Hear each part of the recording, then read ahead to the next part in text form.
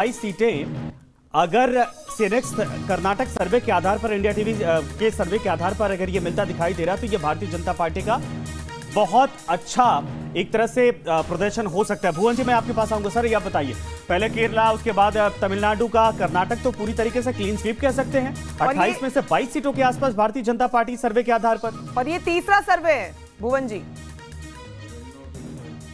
देखिए, देश की सबसे पुरानी पार्टी, आज आपको पता होगा, कांग्रेस एग्जिट पोल में भाग नहीं देगी। क्या उनके पास अनुभव की कमी है? क्या उनके पास प्रधानमंत्रियों की कमी है? उनकी सूची देखेंगे, शायद भाजपा से ज्यादा प्रधानमंत्री उन्होंने दिए होंगे। तो मैं आपको बहुत जिम्मेदारी के, हम किसी को प्रणाली पे शक नहीं करते। हाँ। हम तो बिल्कुल हम आश्वस्त हैं। 4 तारीख को परिणाम जब आएगा, अंतिम परिणाम आएगा, 295 प्लस का आंकड़ा इंडिया बनाएगा, इंडिया की सरकार बनेगी। उसमें प्रधानमंत्री जोशी जी, इस लाइन से हट के हमारे पास, इस लाइन से हट के मुझे थोड़ा सा आंकड़ा बताइए ना। आप लोगों ने ये दावा किया कि कांग्रेस इंडिया का नहीं बल्कि जनता का सर्वे है। अगर कर्नाटक में कुछ महीने पहले सरकार बदलती है और वहां पर हालात ऐसे हैं कि 28 में से 22 सीटें बीजेपी लेकर जाती है, एनडीए गठबंधन लेकर जाती है, तो ये तो बहुत अच्छे संकेत नहीं है इंडिया गठबंधन या फिर कांग्रेस को लेकर भी। आप जो कहना चाह रहे हैं उसे मैं समझ रहा हूँ, लेकिन मैं आपसे कहना चाह रही हूँ, एग्जिट पोल में तब्दील हो जाएंगे तब हम चिंता करेंगे। लेकिन जो हमारा आंकड़ा है, उस आंकड़े से ये मेल नहीं खा पा रहे।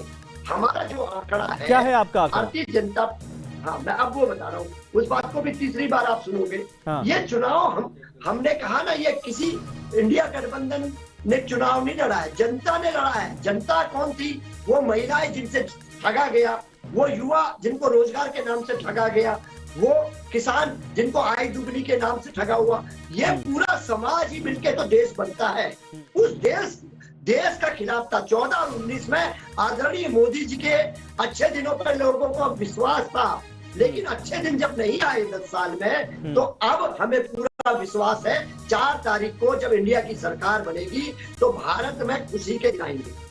अच्छा ठीक है, मैं आपके पास आता हूं, लेकिन जो ये सर्वे है इसमें बड़ी खबर है कि इंडिया टीवी सीएनएक्स का कर्नाटक सर्वे है। इसमें किसको कितनी सीटें जरा समझिए। एनडीए को 18 से 22 सीटें, इन सब के बीच में कर्नाटक के 28 सीटों का एग्जिट पोल इस वक्त ये बड़ी खबर है। इंडिया टुडे एक्सिस माई इंडिया का सर्वे है, जिसमें ये कहा जा रहा है कि 18 से 22 सीटों के आसपास इस वक्त भारतीय जनता पार्टी या फिर गठबंधन को, एनडीए गठबंधन को 20 से 22 सीटें मिलती दिखाई दे रही है। इसके अलावा जेडीएस की अगर बात करें तो यहाँ पर कर्नाटक में इंडिया गठबंधन को 3 से 5 सीटें और जेडीएस के खाते में भी 3 सीटों के आसपास। सचिन, इस वक्त इंडिया टुडे एक्सिस माई सर्वे और की तरफ से, और देखिए ये जो आंकड़े अभी फिलहाल सामने आ रहे हैं, इसमें गणित भी अगर आप देखें तो किस तरीके से लगातार इन तमाम गठजोड़ की जो राजनीति है वो यहाँ पर देखने को मिली। और कर्नाटक का सियासी समीकरण भी अगर हम देखें तो लगातार सुर्खियों में रहा, क्योंकि हासन सीट प्रज्वल रेवन्ना जो है वो यहीं से चुनाव लड़ रहे थे और वो भी काफी ज्यादा सुर्खियों में थे। लेकिन ये बहुत बड़ी बात है कि तमाम चर्चाओं के बाद अगर यहाँ पर भी कर्नाटक में भी अगर बीजेपी को प्लस अगर यहाँ पर जो आंकड़े मिल रहे हैं तो ये बहुत बड़ी बात होती है। नहीं, उससे बड़ी बात यह है कि ठीक है, प्रज्वल रेवन्ना वाला मसला अभी जो समझ में आता है वो चुनाव मिड चुनाव के बीच में, लेकिन यहाँ पर अभी इमीडिएट सरकार बदली बिल्कुल। और ये भी कहा जाता है कि वहां पर डीके शिव कुमार जैसे रणनीतिकार अगर इंडिया गठबंधन में कांग्रेस के पास हैं, उसके बावजूद अगर बीजेपी और एनडीए गठबंधन 22 से 22 सीटों के आसपास पहुंच रही है तो ये परिवर्तन के तौर पर स्थिति साफ तौर पर दिखाई देती है। ठीक है, इसका जवाब जरा लेते हैं। हमारे साथ कैलाश नहीं, भुवन जोशी जी इस वक्त हैं। भुवन जी, हालांकि आप तो इस वक्त नॉर्थ की बातें कर रहे हैं, लेकिन दक्षिण भारत से जितनी भी तक खबर आई है बहुत अच्छे संकेत इंडिया गठबंधन को लेकर है नहीं। देखिए, हम लोग जो मानते हैं, हाँ, वो हम लोग मानने का काम करते हैं कि 10 साल का रिपोर्ट कार्ड है। 10 साल के रिपोर्ट कार्ड पे ये आदरणीय मोदी जी के चुनाव हुए। इससे पहले के जो चुनाव थे, 14 और 19 के जो चुनाव थे, वो आदरणीय मोदी जी को लोगों ने उनके वादों पर विश्वास करने का काम। और अगर वो वादे पूरे कर दिए होंगे, अगर आपके अकाउंट में 15 लाख आ गए होंगे, मेरे अकाउंट में 15 लाख आ गए होंगे, मैडम बैठी है इनके 15 लाख आ गए होंगे, तो सबने वोट भाजपा को दिया। सर, जमीनी मुद्दों की बात करिए ना जोशी जी। 15 लाख और ये तो 19 में भी मुद्दा था, जनता ने आप लोगों को नकार दिया था। आप लोग इनको उठाते, लेकिन पब्लिक के बीच में असल में क्या फायदा हुआ है? चाहे मंदिर निर्माण की बात हो, चाहे 370 की बात हो, चाहे महिलाओं की सुरक्षा का बात हो, राशन देने की बात हो, जनता सीधे जिससे बेनिफिट ले रही है वो चीजें कहीं ना कहीं इफेक्ट करती हैं।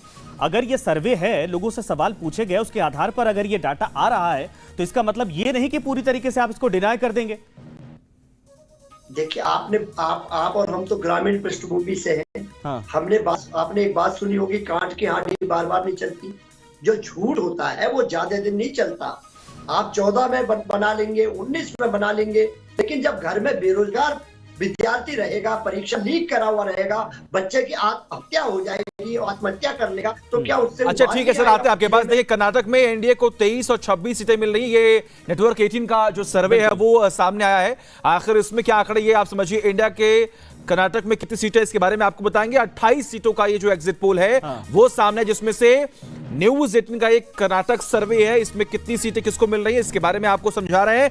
कर्नाटक में एनडीए को 23 से 26 सीट, यहां पर भी बिल्कुल सचिन, एक्सिस में इंडिया से भी ज्यादा सीटें, 28 में से अगर 26 सीटों के आसपास आंकलन लगाइए तो फिर इंडिया गठबंधन बचता कहां है? क्लीन स्वीप पूरी तरीके से हो जाता है। और ये दक्षिण भारत में भारतीय जनता पार्टी के लिए सबसे बड़ा नंबर के तौर पर देखा जा सकता है कर्नाटक से। संजय देखिए, ये शुरुआत से चर्चाएं थी कि जो उत्तर प्रदेश की बात कीजिए, बिहार की बात कीजिए, झारखंड की बात कीजिए, महाराष्ट्र की बात कीजिए, ये वो तमाम राज्य हैं जहां पर चर्चाएं एक वक्त में ये भी थी कि एनडीए को जो मुश्किलों का सामना करना पड़ सकता है। लेकिन अब साउथ में जिस तरीके से बीजेपी ने फोकस किया था, उसका इंपैक्ट, उसका असर जो है वो देखने को मिल रहा है। बिल्कुल सही आपने कहा, यही बार बार मैं भी कह रहा कि प्रधानमंत्री लगातार वहां पर शुरुआती दौर में आप देखिए, वहां पर जब इलेक्शन अनाउंस नहीं हुआ था तब से बीजेपी वहां पर लगातार मेहनत कर रही थी। चाहे वो प्रधानमंत्री का खुद का वहां पर फोकस रहा हो, अमित शाह या जेपी नड्डा, ये तीनों बड़े नेता लगातार दक्षिण भारत के हर राज्य में जाकर वहां पर सर्वे, दरअसल रैलियां कर रहे थे, रोड शो कर रहे थे। उसका असर आप देखिए साफ तौर पर दिख रहा। हालांकि इंडिया गठबंधन उस दौरान तमाम नेता इस बात को लेकर चुटकी भी लेते थे, कहा जाए कि देखिए भीड़ नहीं वहां पर आती है। लेकिन अब सीटों के हिसाब से सर्वे के आधार पर भीड़ आई या नहीं आई, लेकिन वोट कितना कन्वर्ट हुआ बीजेपी की तरफ, ये नंबर ये जो अब तक आंकड़े सामने आ रहे, जो नंबर सामने आ रहे हैं, इसके हिसाब से तो यही कहा जाए कि जो कुछ भी पीएम नरेंद्र मोदी ने कहा वो लोगों ने समझा, वो लोगों ने सुना, उन तमाम मुद्दों को समझा, और आज शायद जो भीड़ नहीं आ रही थी, जो जुमला बताया जा रहा था, वो कन्वर्ट चुका है वोट्स में, और जो नंबर्स है, जो आंकड़े हैं, वो एनडीए के पक्ष में है। तो समाजवादी पार्टी से कीर्ति निधि पांडे हमारे साथ इस वक्त जुड़ रहे हैं। कीर्ति जी, स्वागत है आपका न्यूज नेशन में। दक्षिण भारत के 3 राज्य सर, कर्नाटका, तमिलनाडु और केरल, 3 सर्वे अब तक आ चुके हैं। तीनों में कर्नाटक में 20 से 22 और एक सर्वे में तो 26 तक की सीटें दी गई हैं, 28 में से 26। इसके अलावा तमिलनाडु में 1 से 4 सीट और केरला में 1 से 3 सीट। जिन राज्यों को अभेद्य किला आप लोग मानते थे इंडिया गठबंधन के लिए, जो अभी अलायंस में पार्टियां हैं, वहां पर बीजेपी इतनी बेहतर करती दिख रही है। देखिए, अब ये एग्जिट पोल है, एग्जिट पोल नहीं, वो परिणाम तो 4 जून को आएगा, फिर हम लोग चर्चा करेंगे। लेकिन एग्जिट पोल में जो सबसे महत्वपूर्ण बातें हैं कि जिन कंपनियों ने सर्वे किया, उनका आधार क्या था कंपनी के सर्वे करने का, कितने बूथों पे गए, कितने लोगों से मिले, किन किन मुद्दों पे लोगों की राय लिया। केवल बीजेपी के मुद्दों पे राय लिया कि इंडिया अलायंस का भी जो मुद्दा था, उन मुद्दों पर भी लोगों से राय ली गई। जो हमने अपने घोषणा पत्र में दिया, उन मुद्दों को पे लोगों की राय ली गई कि नहीं ली गई, उस पर लोगों की क्या राय थी, ये सब तमाम मुद्दे। और जिन दक्षिण भारत को अवैध किला कहा गया, ये अवैध किला किसी का कोई होता नहीं है। जनता लगातार